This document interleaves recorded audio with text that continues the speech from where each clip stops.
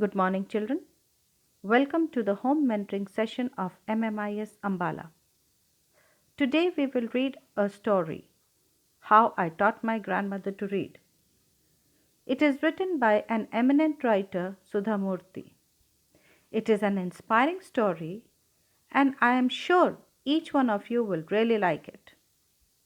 In the story, How I Taught My Grandmother to Read by Sudha Murty, Sudha was a girl of 12 years who lived in a village with her grandparents.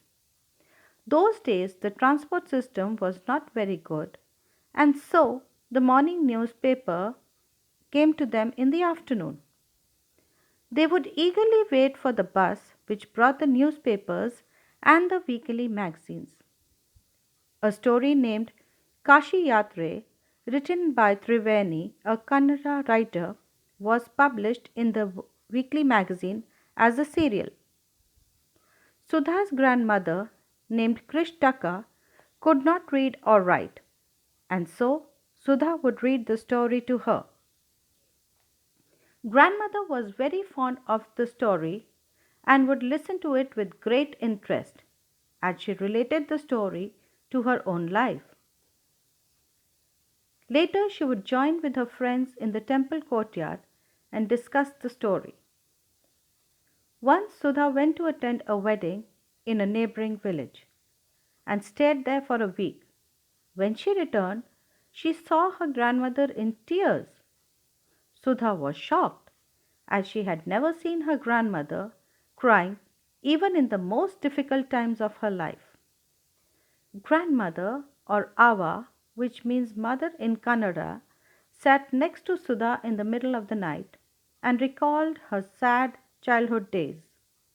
Her mother died when she was a young girl.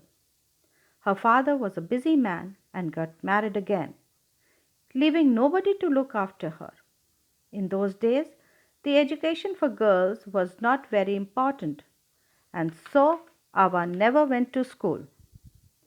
She was married at a very young age and got busy with her family life. But still, at times, she would regret not going to school. Grandmother also told Sudha that when she was away, the weekly magazine Karmavira came as usual. She just saw the pictures of Kashi Yatre but could not understand anything. She rubbed her fingers over the pictures, wishing she could understand what was written. She even thought of asking someone in the village to read Kashi Yatre to her, but felt shy. She felt very dependent and helpless. It was then that she decided to learn to read and write Kannada alphabet. Grandmother was 62 with grey hair, wrinkled hands, wore spectacles, but decided to work hard and become independent.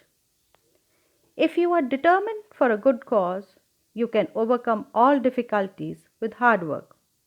For learning, there is no age limit. Sudha started to teach her grandmother from the very next day.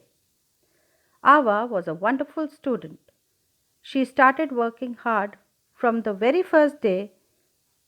She was regular in doing her work and would read, write, and recite her lessons.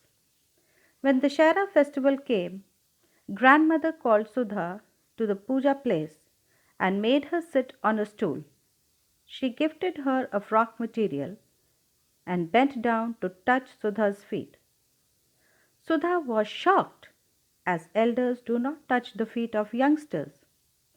Touching the feet is a mark of respect. Grandmother touched Sudha's feet not as a granddaughter but as her teacher who taught her to read and write Kannada alphabet. She was now independent and could read any novel confidently. It is written in the holy books that a teacher should be respected no matter of the age or gender.